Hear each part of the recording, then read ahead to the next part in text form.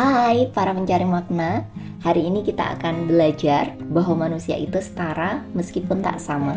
Dan kita akan menggali makna dari sebuah cerita yang sangat sering terjadi sehari-hari yang menggambarkan kesetaraan manusia itu sendiri. Seorang filsuf mengatakan, setiap manusia itu berbeda. Gender, umur, pengetahuan, pengalaman, penampilan, dan lainnya. Tidak ada dua orang yang sama persis. Dan secara positif, kita perlu mengakui kenyataan bahwa orang lain berbeda dari kita. Tapi, kita setara, meskipun tak sama. Apapun perbedaannya, kita semua setara. Lalu, seorang pemuda bertanya, bagaimana kalau ada orang dewasa dan anak kecil yang masih bergumul dengan soal-soal aritmatika? Apakah mereka memiliki kedudukan yang setara? Dalam hal pengetahuan dan pengalaman, lalu tanggung jawab yang bisa diambil, tentu ada perbedaan.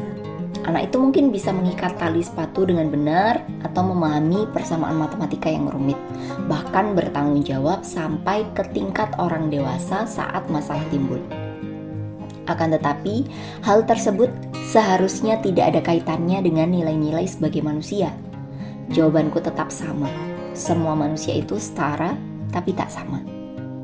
Lalu, apa maksudmu seorang anak kecil harus diperlakukan sama seperti orang yang sudah dewasa penuh?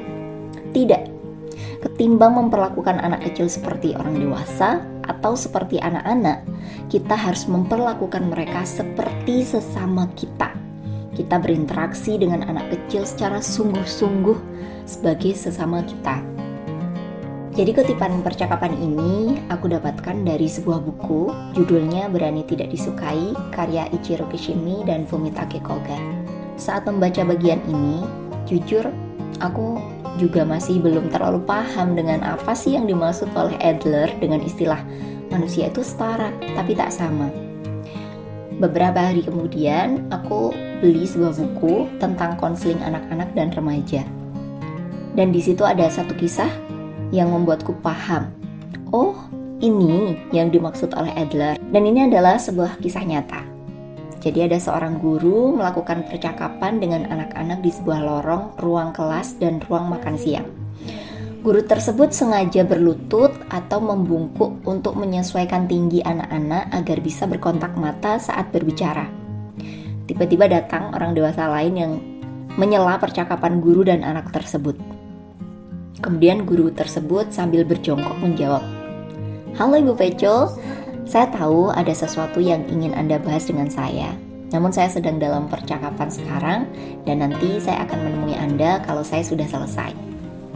Disertai dengan permintaan maaf pada anak tersebut. Apa yang dilakukan oleh guru itu membuat orang dewasa terkejut dan terus mengajak guru itu berbicara agar guru tersebut segera melakukan percakapan saat itu juga. Akibatnya, percakapan guru dan anak menjadi kurang penting. Dalam kehidupan sehari-hari, sikap guru tersebut seringkali tidak diterima dengan baik. Dalam kejadian ini, orang dewasa itu sepertinya merasa bahwa guru tidak menghargainya dan berusaha menarik fisik sang guru ke posisi berdiri. Padahal biasanya yang dibicarakan bukanlah sesuatu yang darurat, melainkan topik umum sehari-hari. Kita kadang sebagai orang dewasa mengajari anak-anak untuk tidak menyela, dengan mengatakan, jangan menyela kalau orang dewasa sedang berbicara, tunggu giliranmu.